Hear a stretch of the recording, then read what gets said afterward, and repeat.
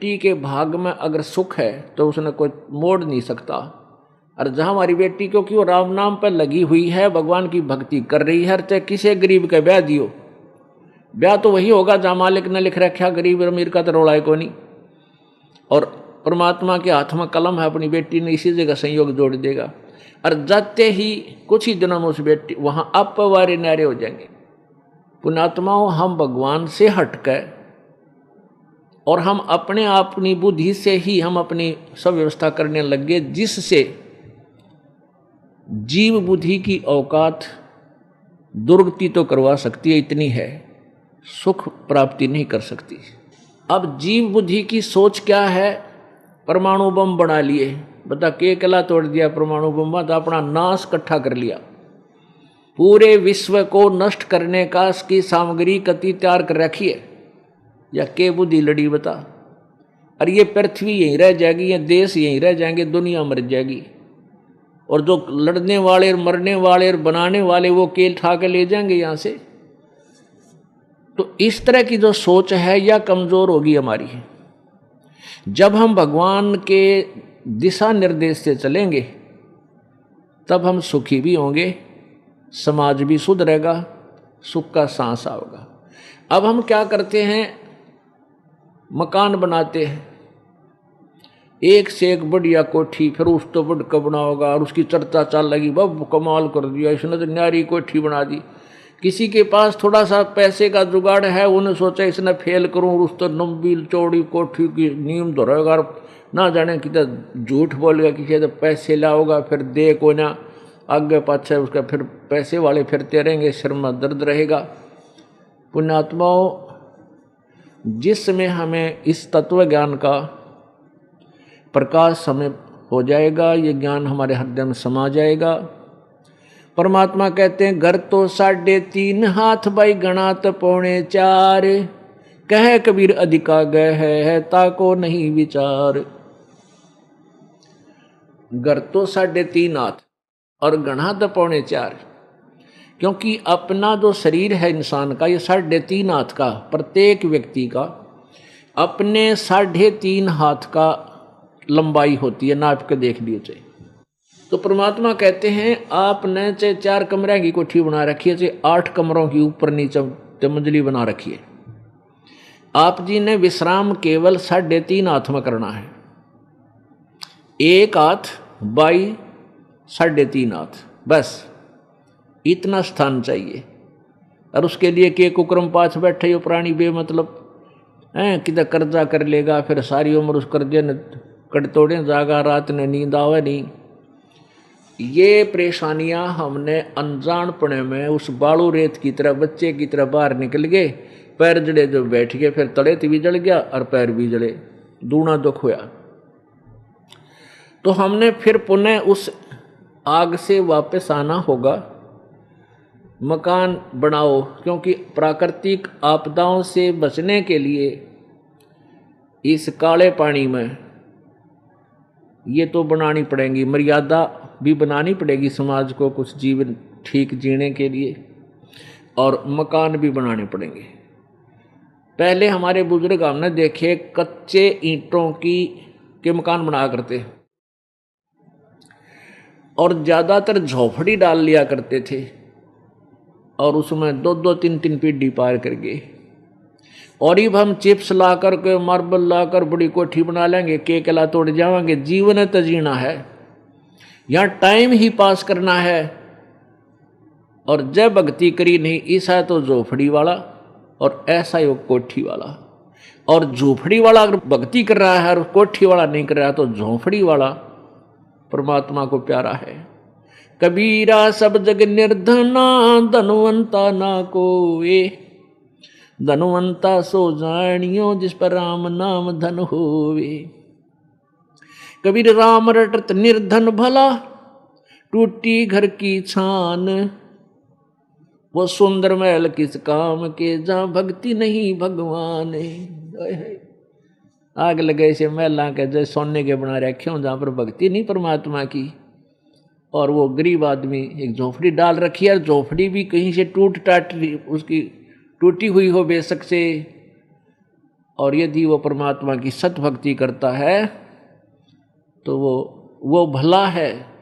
राम रटक दारिद्र भलो, यानी वो अच्छा है, भगवान को प्यारा है। टूटी घर की छान, और वह सुंदर, वह कंचन महल किस काम के जहाँ भक्ति नहीं भगवान। तो पुण्यात्माओं, ये तत्व ज्ञान पूरे विश्व में जाएगा, क्योंकि ये परमेश्वर कबीर देव का आदेश है। और आज नहीं, आज 600 वर्ष पहले परमात्मा ने अपने उस सूक्ष्म वेद में, अर्थात अपने ऑर्डर में लिख रखा है, ऑर्डर कर रखा है कि बीचली पीढ़ी आवेगी, उसमें शिक्षित समाज हो जाएगा। और इस दास को उस परमेश्वर ने भेजा है आप पुण्यात्माओं को दिशा देने के लिए, क्योंकि ये सुअवसर है। सुअवसर कैसे है कि सभी शिक्षित हो गए, बूढ़े से लेकर बालक तक।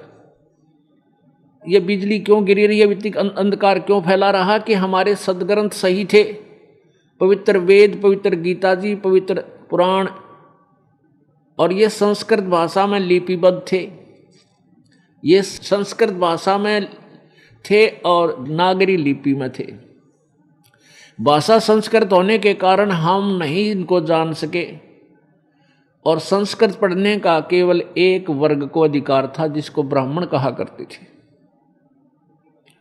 और वो ब्राह्मण लोग फिर इस सदग्रंथों की जो है ना साख देकर, साक्षी देकर के, हम गीता में ऐसा लिखा है, पुराण में ऐसा लिखा है, शिव पुराण में ऐसा लिखा है, वेदों में ऐसा लिखा है, ऐसा वो संस्कृत बोल करके, श्लोक तो संस्कृत यानी सदग्रंथों का होता, अनुवाद उनका घर का होता।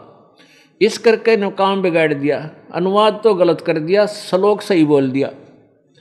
अब जैसा आपने कल देखा पवित्र गीता जी अध्याय नंबर 18 के श्लोक नंबर 66 में, उसमें लिखा कि सर्वधर्मान परित्यज माम एकम शरणम व्रज अहम तवा सर्व पापेभ्य मोक्षामि मां शुच।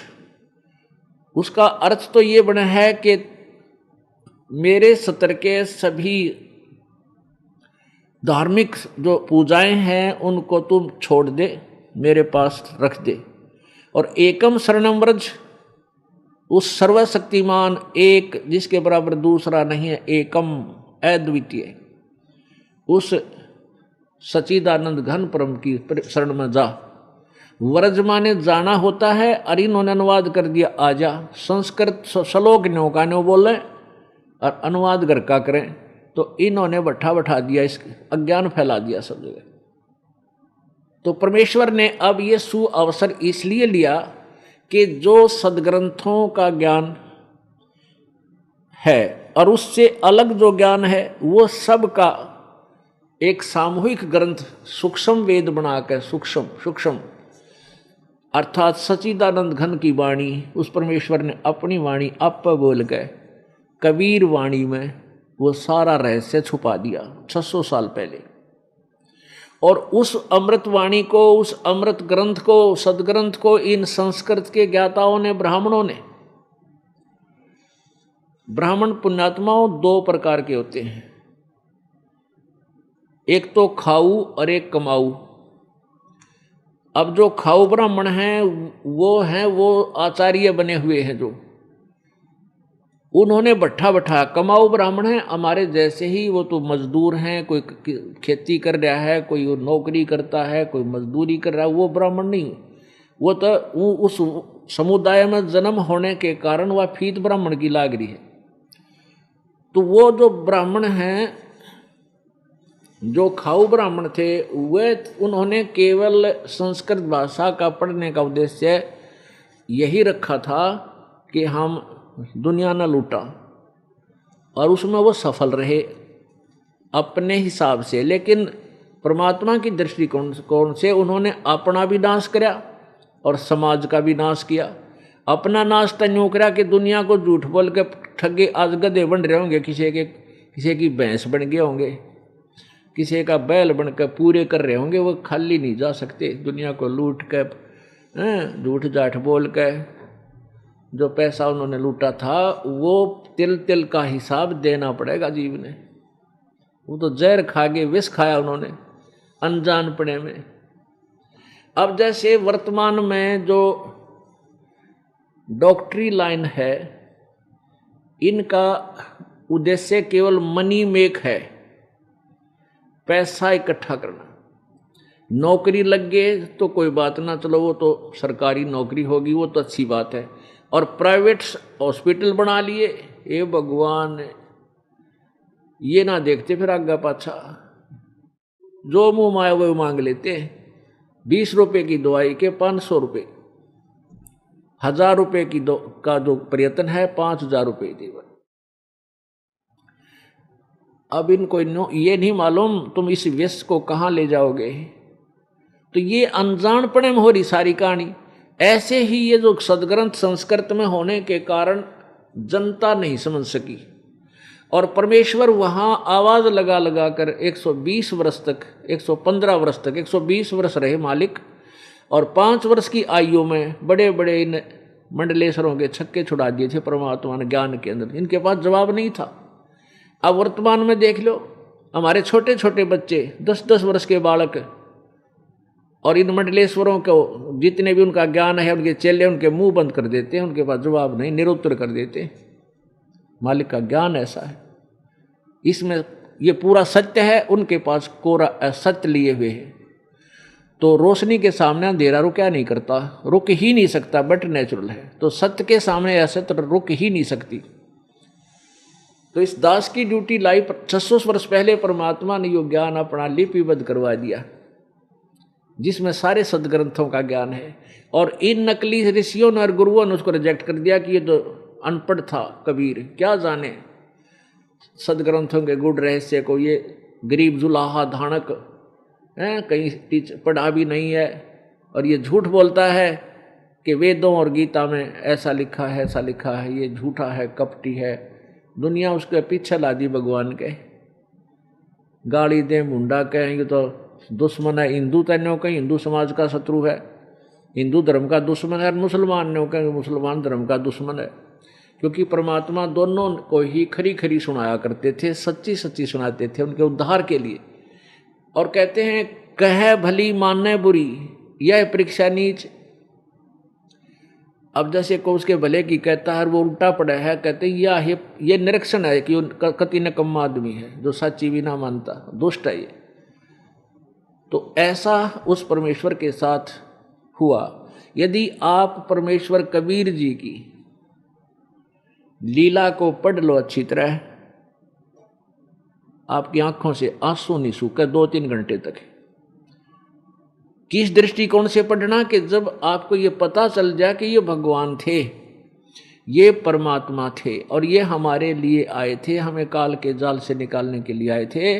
और फिर इनके साथ लोगों ने कैसा दुर्व्यवहार किया, मारो मारो, ये तो नकम्मा है, ये धर्म का दुश्मन है, ये मुसलमान है, मुसलमान कहीं काफिर हिंदू है। अब ये सारी चालकाल की थी।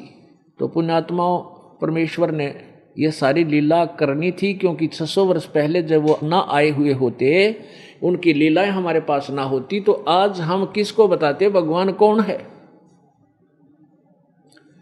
तो वो परमात्मा 600 वर्ष पहले आकर के, वो भगवान जो परमात्मा करता है लीलाएं, वही लीला करके चले गए। और वो जो परमेश्वर लीला करता है, वो आज सदग्रंथों में, वेदों में, पुराणों में मिले हमें। और आंखों देखे जो परमात्मा के साक्षी हैं, उन महापुरुषों ने बताया कि काशी वाला युद्धानक ये भगवान है। ये दुल्हा जो बनारस में आया था कबीर, ये पूर्ण परमेश्वर है।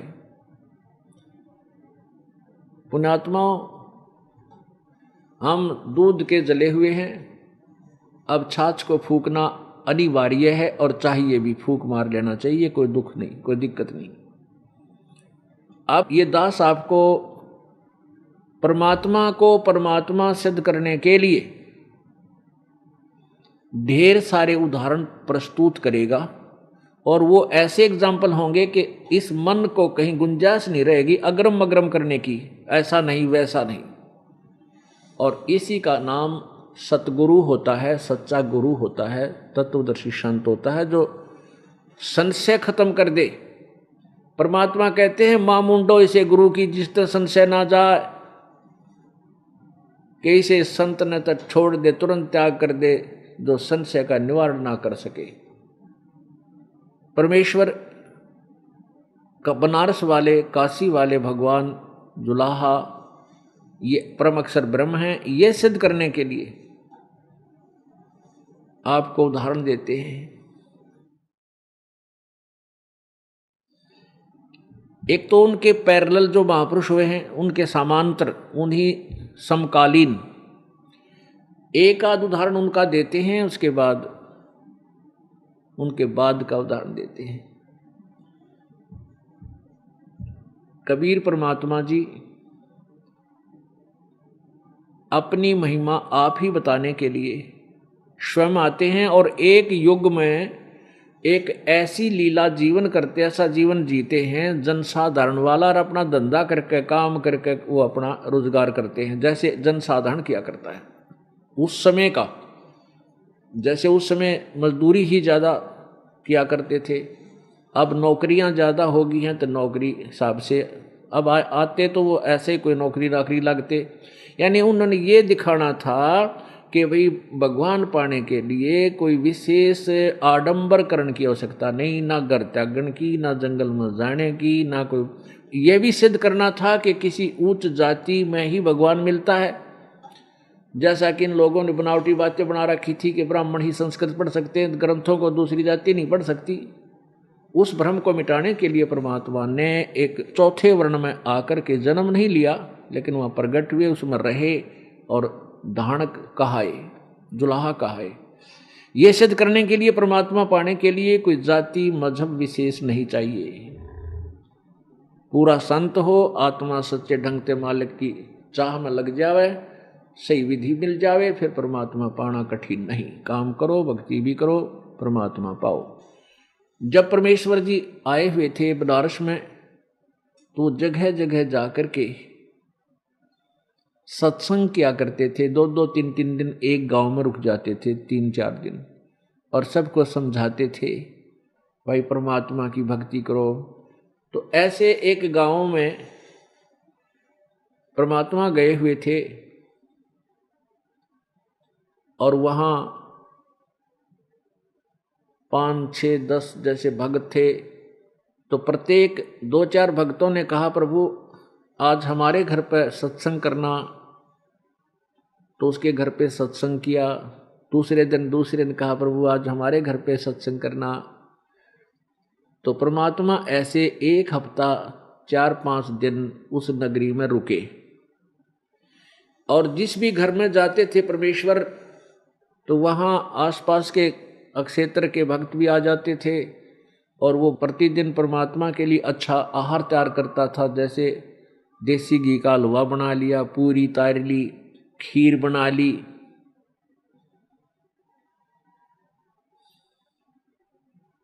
तो ऐसे उसी गांव का एक बहुत बड़ा किसान था, चौधरी था, मलूक राम, चौधरी मलूक राम। और उसने देखा कि भाई वो सुबह अपने घर से खेतों की तरफ जाता घूमने फिरने, तो उसका उधर से जाना होता और उधर से परमात्मा के बच्चों सेवकों के घर में और कड़ा प्रसाद तैयार होना होता, हलवा तैयार करते, तो उसमें डालते हैं ना, फिर हलवे में वो घी गया, पानी पुणी हलवा, उसकी महक दूर तक जाया कर, हलवा बना आसपास तक जाती है। तो उसका वहाँ से गुजरना हुआ, किसका, मलोकराम का। उधर से परमात्मा के बच्चों के घर में वो हलवा तैयार हो रहा था, कड़ा तैयार हुआ है।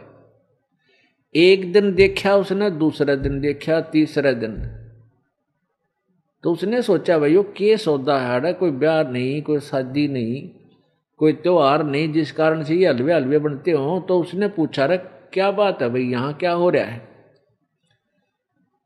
कल उसके घर में तड़क हो रहा था यो हलवे का सुरसराट सा, जिसमें आज इसमें क्या, उसने पूछा वहाँ। तो वो गरीब से व्यक्ति थे, आके कहने लगे चौधरी साहब हमारे गुरु जी आए हुए हैं, और ये प्रतिदिन एक के घर के पे सत्संग करते हैं, तो आदर सत्कार से हम अपने गुरु जी के लिए भोजन अच्छा बढ़िया बनाते हैं, आप भी आ जाओ, आप भी खा लो।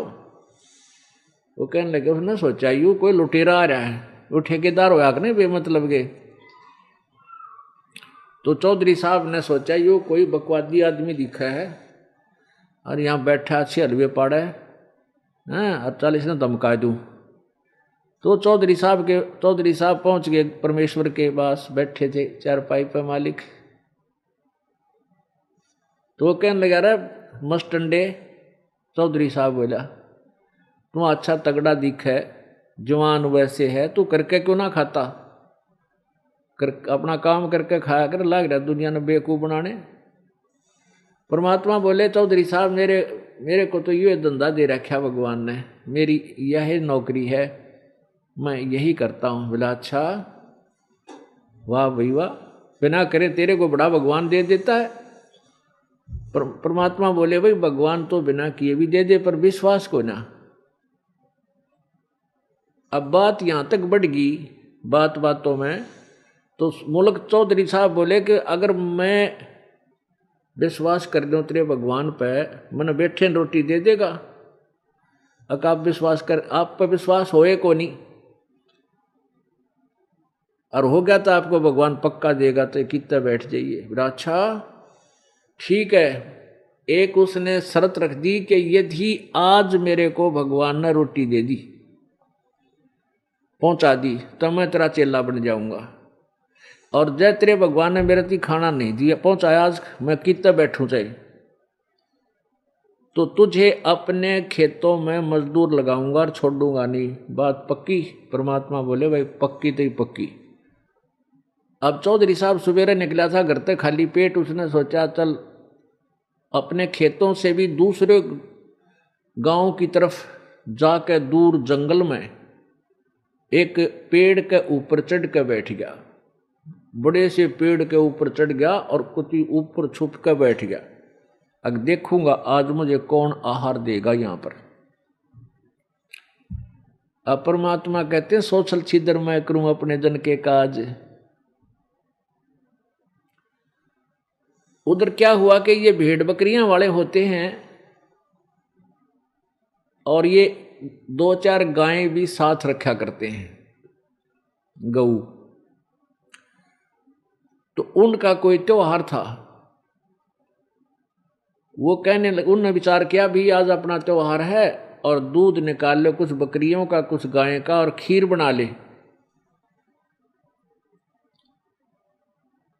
उन्होंने 2 व्यक्तियों की ड्यूटी ला दी कि तुम अपना खीर बना लो,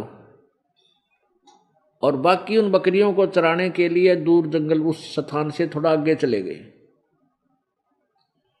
अब उन्होंने अपना दूध और वह खीर शुरू कर दी, एक चूल्हा बनाकर वहाँ माटी का, जंगल से लकड़ी तोड़ कर आग जला दी, उसी वृक्ष के नीचे जिसमें चौधरी साहब ऊपर बैठे थे, वो मलुक राम जी।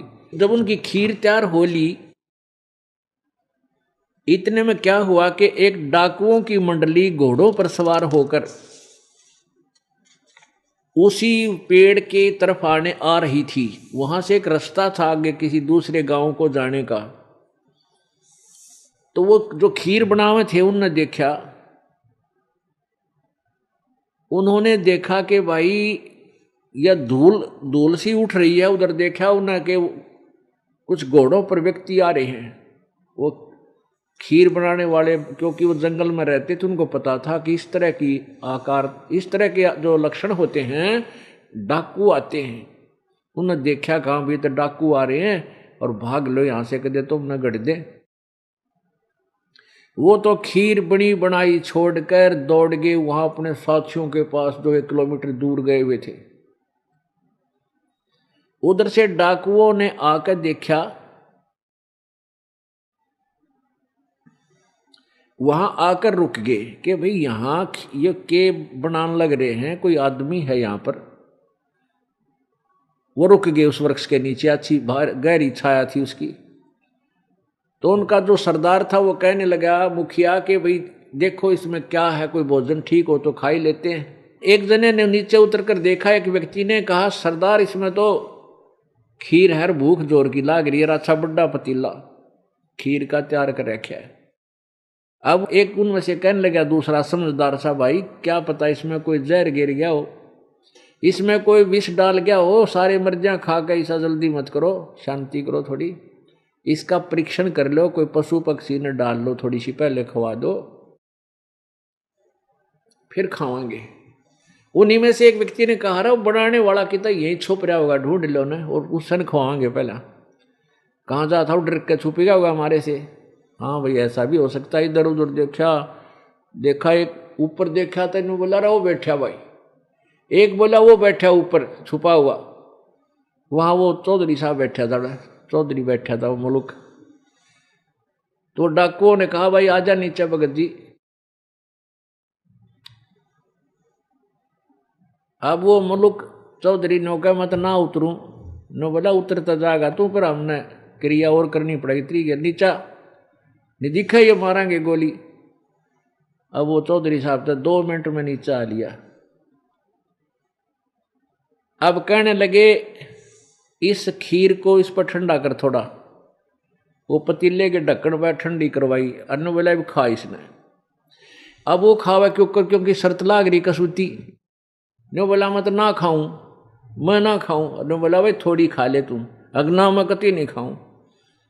तो उनका पक्की होगी इसने कम में नहीं, इसमें कैमरे में डाल रखा, हमने मारना चाहो था उसका दे मुक्या दे लाता, पहले तो उसकी दे ही तोड़ी, ने बोला खा। अब उसने इतनी खा ली, ने बोला छक्का खा, तोड़ा मरेगा बेटी का बाप जो खा रहा होगा, डाल रखी होगी तो वो कति ठोक दिया और बैठा 1.5 घंटा वो बैठा रहा, मरा था कि वो तो कुछ बात और थी इसलिए नाट्य था। अब कहने का भाव क्या है कि पहले तो ना शुक्र मनाया, दूसरे जूत मारे थे ना, लात मारे थे, गोली नो दिखाओ तो न मारांगे, तू कुछ मिला रखा। तो उसने अब उस भगवान को याद किया जिससे बहस करके आया था, मरता के नहीं करता, न्यों कहे महाराज आज मेरी जान बख्श दो, सारी उम्र तेरे चरण धो धो पीऊंगा। अब परमात्मा के पास सारे औजार हैं अपने खोटे लोगों को सीधा करने के लिए। तो वो उन बख्श दी जान, परमात्मा की कृपा हुई ना तो उसका ठोक जान दे गोली, उन कौन सा कानून का डर था, वो बख्श भी दिया। अब जब वो जा लिए देखा इधर उधर का दूर जा लिए, जब उसने डांक ठोक दी, वहीं से दौड़ लगाई थी, टांग कर धोती और पहुंच गया परमात्मा के चरणों में, सीधा जाकर गिरा वहां जिस घर के वो अंदर विराजमान थे। रो और पा पकड़ने को, भगवान आप तो परमात्माएं पड़े हो। अब भगवान परमात्मा बोले भाई चौधरी साहब, परमात्मा ने कुछ करी तेरी सेवा, ने बोला जी तेरा भगवान तो मर मर खीर खिलावे, आपका भगवान तो मर मर खीर खिलाता है। उसके बाद वही पुण्यात्मा जो अंडी पाक्या फिरे था, बिना ज्ञान में हम जीव हैं, जीव पता नहीं थोड़ी सी बात पे अभिमानी बन जाता है, इसकी औकात कुछ भी को नहीं। मर्द गर्द में मिल गए वो रावण से रणधीर, कंस के सी चाणूर से वो हिरण्यकशिपु बलबीर। तेरी क्या बुनियाद है तू जीव जन्म धर लेत, गरीब दासरी नाम बिना तेरा खाली रह जा खेत। फिर उस भक्त ने वो चौधरी पना तो दिया छोड़, दास बन गया। फिर वो दास बन गया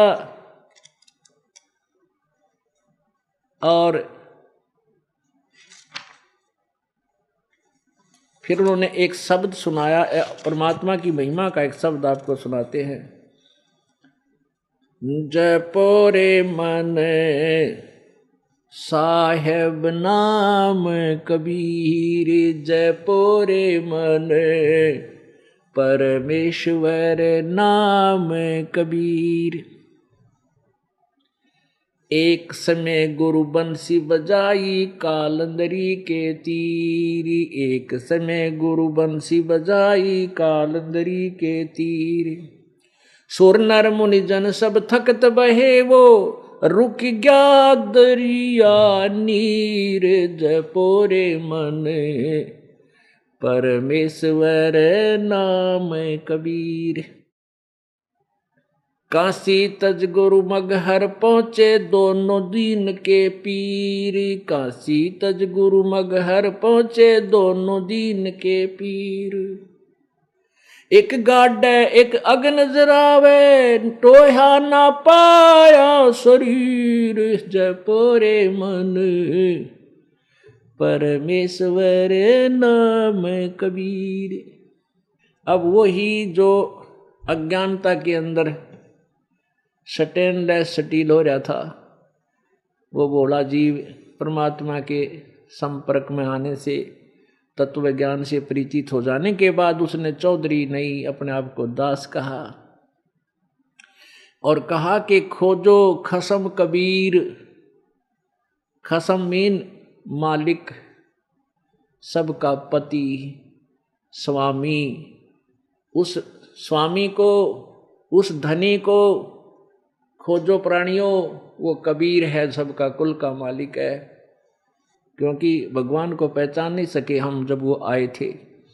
तो ये कहा करते थे, बोले भगत नाम ले रहे परमेश्वर कबीर जी का, लाभ हो कबीर जी ते गुणगांव कृष्ण जी के।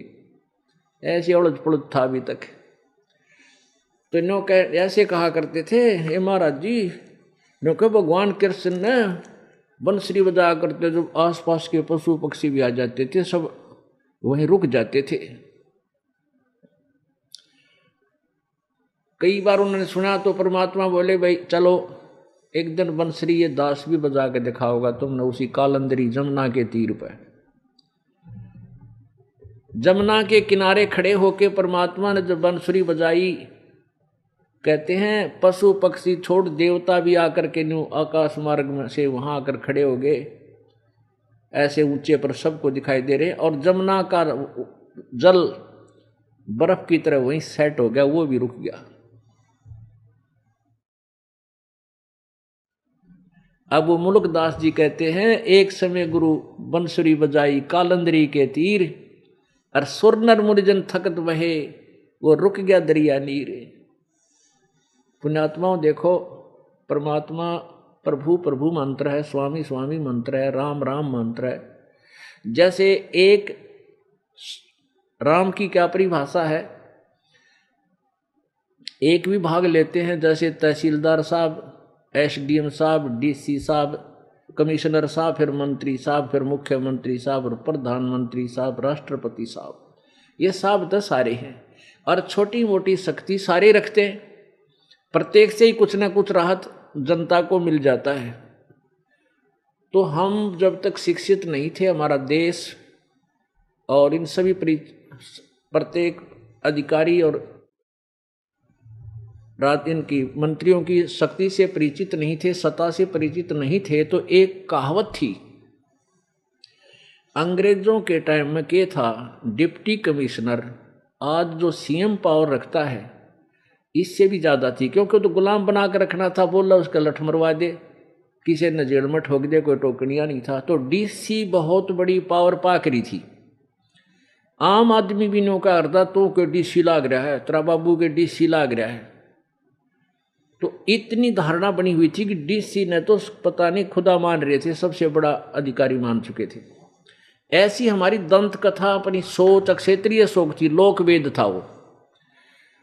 तो आज वर्तमान में जो आप जी का ज्ञान है भक्ति का, इस सत्र में है। हमने श्री कृष्ण उर्फ विष्णु जी यानी ब्रह्मा विष्णु महेश जी को सुप्रीम पावर मान रखा था। तो डीसी थे, ये सोच लो, डीसी सत्र की पावर थी। एक समय एक बार, मेरे ख्याल 5-6 वर्ष पहले की बात है, कोई मंत्रियों का घोटाला पकड़ेगा, मुख्यमंत्री का और सेंटर के मंत्रियों का।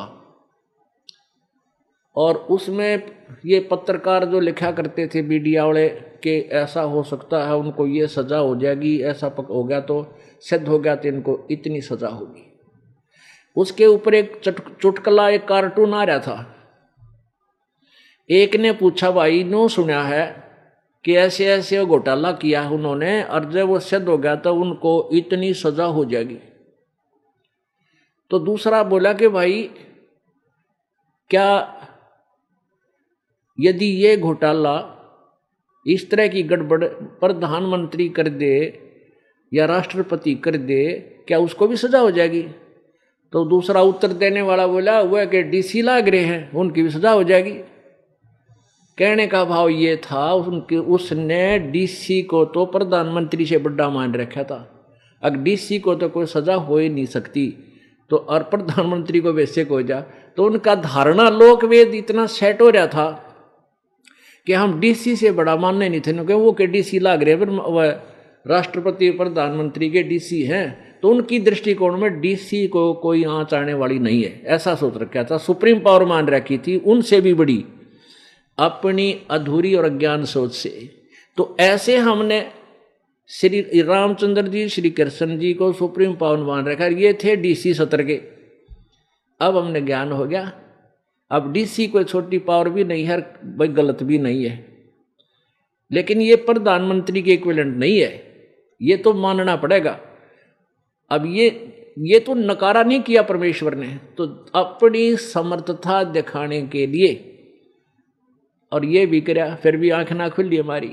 तो क्या कहते हैं, एक समय गुरु बंसी बजाई कालंदरी के तीर, एक समय गुरु बंसी बजाई कालंदरी के तीर, सुर नर मुनि जन थकत बहे वो रुक गया दरिया नीर, जपोरे मने परमेश्वर नाम कबीर।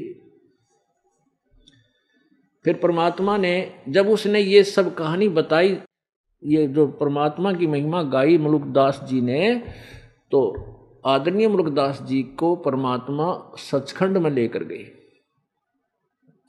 सतलोक में लेकर गए, अपनी राजधानी में, और वहां अपना वास्तविक रुतबा दिखाया कि मैं ये हूं भाई, और तुम भोली आत्माओं को काल के जाल से निकालने के लिए मैं गुप्तचर विभाग की तरह रहा हूं भाई, नु सोच ले। इस काल के भी समझ में आती है भगवान है कि मैं और सौदा है, क्यों गरीब बड़ा सा आदमी रह जुलाहा बनकर रहे, कपड़ा बनकर खावे, कोई गाड़ दे, कोई लात मार जाए, कोई धमका दे, और बोले नहीं, तो काल भी चक्कर में पड़ जाता। भगवान होते ही ना फूक नहीं दे, क्योंकि इनका स्वभाव है, इनका यहाँ तो ये सारे विष के भरे रहते हैं, इनके ऋषि भी बिना ऋषि भी, कोई थोड़ा सा कुछ कह दे उसने श्राप दे देते। तो काल के मन में न्यू आया करती, यू भगवान कुकर हो गया, इसने कोई धमका दे, कोई खुरका दे, कुछ कहता है कोई नहीं, और यू गरीब आदमी आप पर रोटी बनाकर, आप पर कपड़े बनकर खाओ, भगवान कैसे हो गया, कोई सीधी साधी कर रखी होगी इसने। तो वो परमात्मा ऐसे तरीके से आता है, कोई उनको समझ नहीं सकता, लेकिन परमात्मा ने अपने को भगवान समझाने के लिए, अपने साक्षी बनाने के लिए स्वयं ही सतलोक दिखाता है, और वहाँ से बताता है कि मैं अब सारे ब्रह्मांडों का संचालन इस कुटिया में बैठ के, झोंपड़ी में बैठ के कर रहा हूँ। तो उनने कहा जिनने भगवान देख लिया, उसकी समर्थता से परिचित हुए, उन्होंने फिर ढोल के डंके पर गुण गाए परमात्मा की। पुण्यात्माओं, परमात्मा पूर्ण ब्रह्म सतपुरुष कबीर साहब हैं, ये सारी सृष्टि के रचनहार हैं, कुल के मालिक हैं। एक गवाह तो उनके पैरेलल हो गया।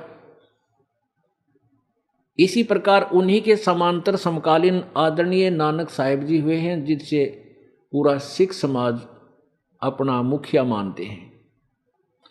इनको कबीर परमेश्वर जी सुल्तानपुर शहर, जहाँ श्री नानक जी की बहन नानकी जी का विवाह हुआ था, ये वहाँ अपनी बहन के घर पर रहते थे, और इनके बहनोई ने वहाँ सुल्तानपुर के नवाब के यहाँ नानक जी को नौकरी लगा रखा था।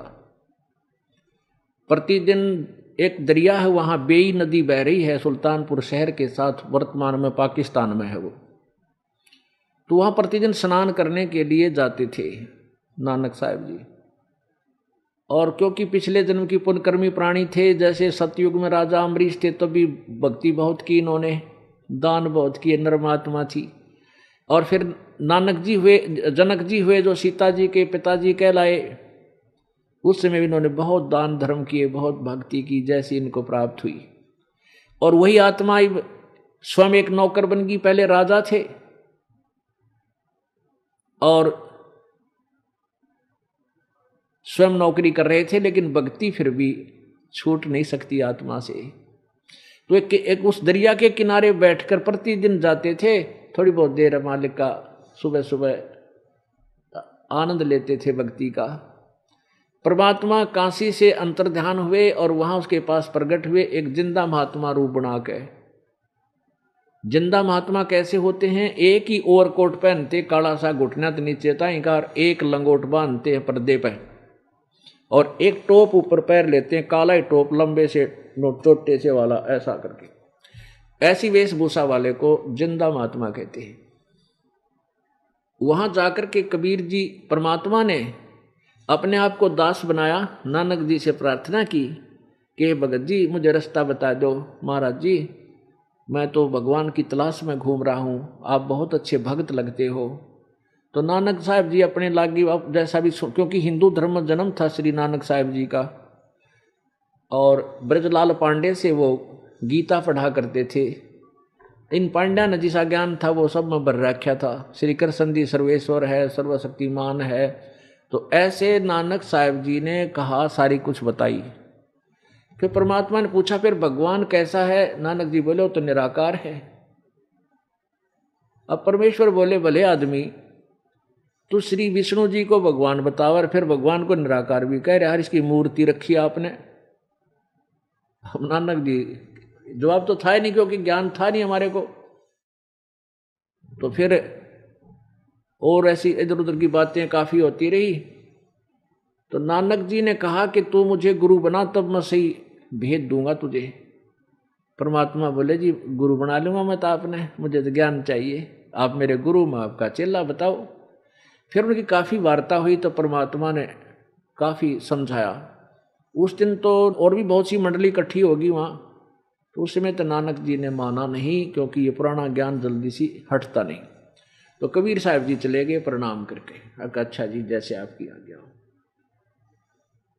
क्योंकि कोई उत्तर नहीं था परमात्मा के वचनों का। लेकिन ज्ञान, वो जो परमात्मा बात कहते थे कि ब्रह्मा विष्णु महेश की ये शक्ति है, गीता का ज्ञान कृष्ण ने नहीं बोला, कृष्ण जी काल नहीं थे।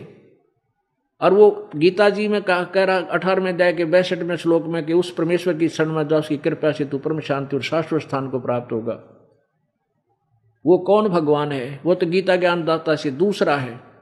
और आप नानक जी कृष्ण भगवान मान रहे हो, विष्णु मान रहे हो, और इसको सर्वशक्तिमान अजरो अमर कहते हो, ये अविनाशी कहते हो। ये गीता ज्ञान दाता चौथे अध्याय के 5वें श्लोक में स्वयं कहता मैं तो नाशवान हूं, मेरी जन्म मृत्यु होती है।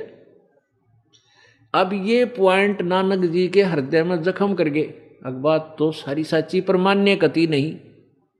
तो परमात्मा हाथ जोड़ कर चले गए, अच्छा जी हम चलते हैं।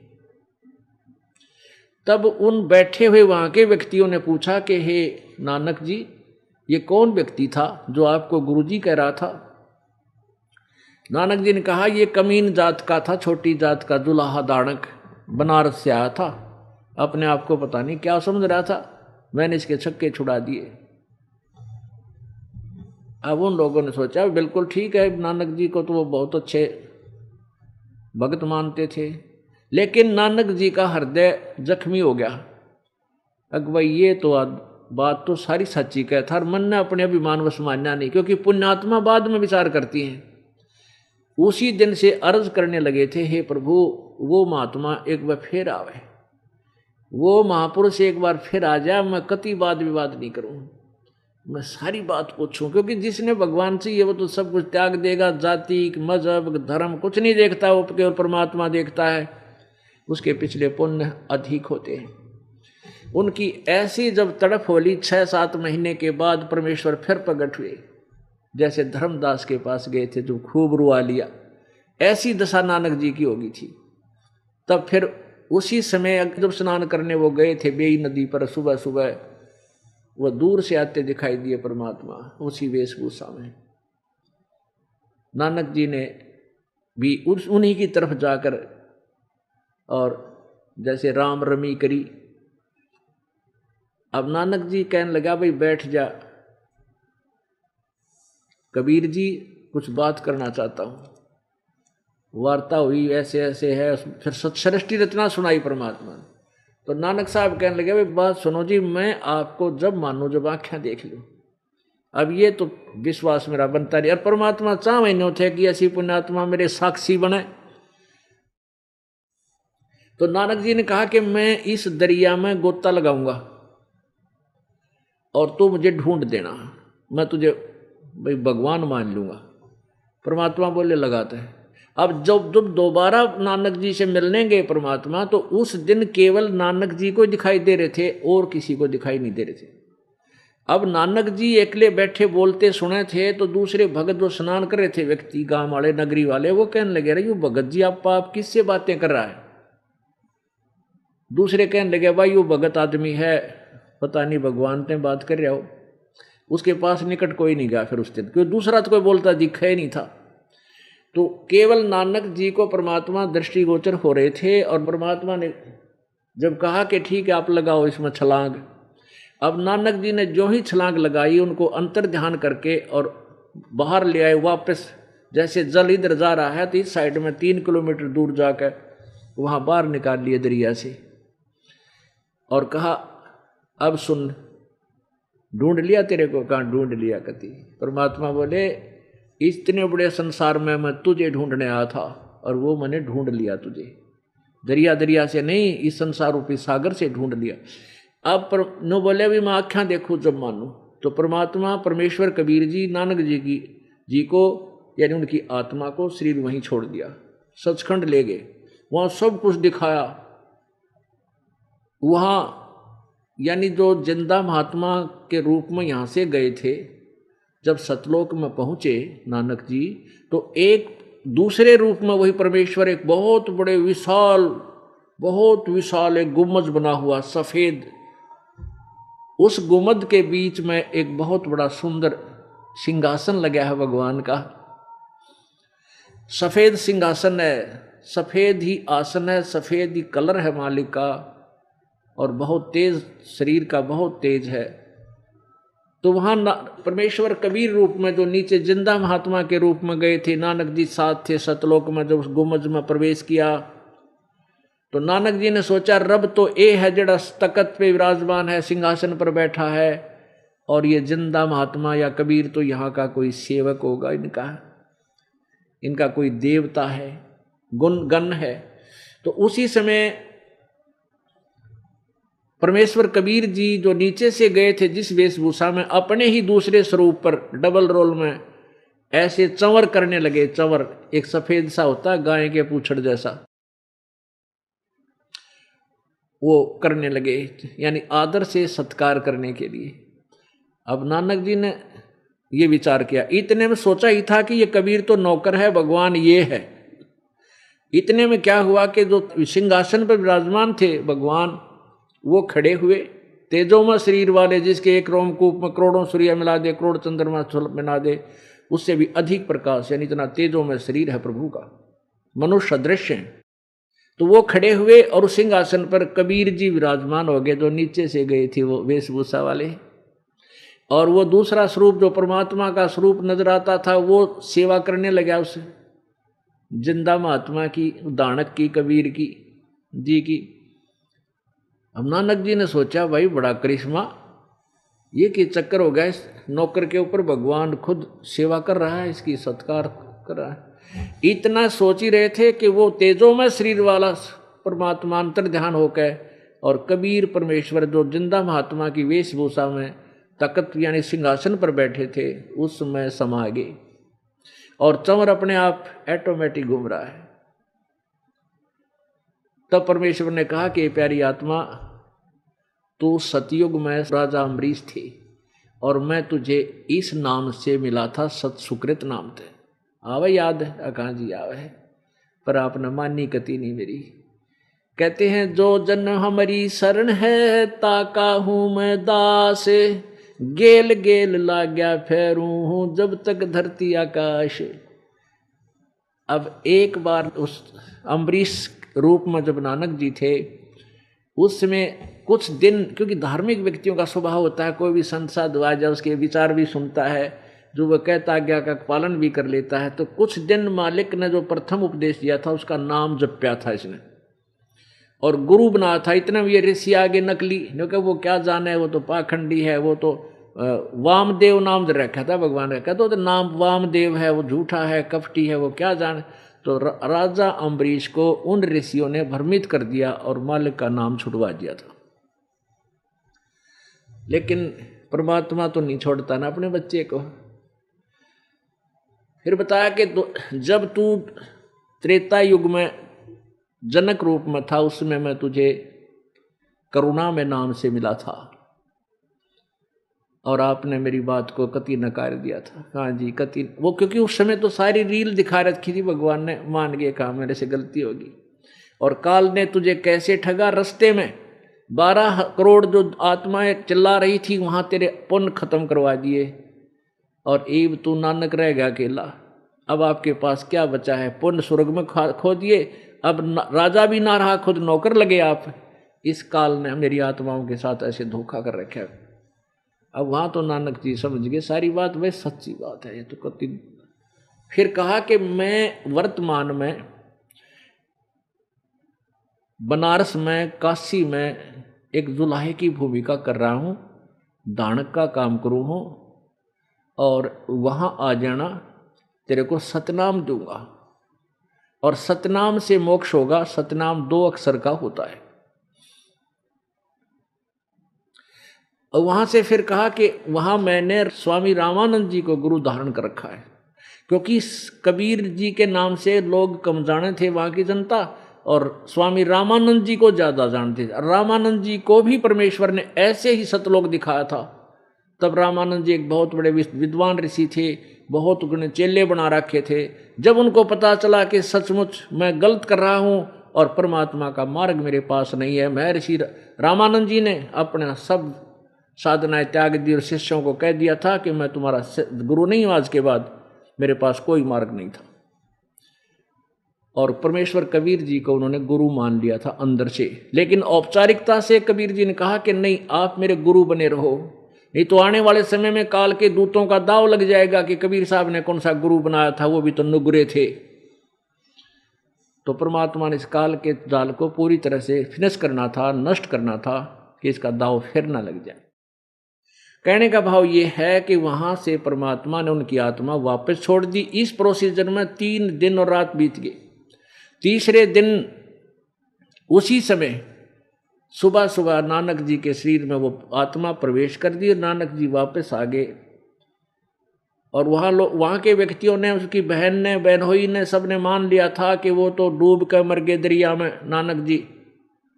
क्योंकि नानक जी के जो जीजा जी थे, जो बहनोई थे, वो जयराम जी नाम था उनका, और सुल्तानपुर के नवाब से उनकी अच्छी उठ बैठ थी, मित्रता थी। तो नवाब ने भी जाल लगवा कर बहुत दूर तक ढूंढ लिया था। वह ढूंढे डाउन स्ट्रीम में और नानक जी का शरीर रखा अप स्ट्रीम में, जंगल में रख दिया कहीं एकांत स्थान पे, सुरक्षित रखे। उठ के फिर वो आए सुबह सुबह, सारे शहर में शोर मच गया, नानक जी जीवित हो गया, जीवित आ गया, जिंदा आ गया। उसी दिन से नौकरी त्याग करके कहाँ पहुंच गए?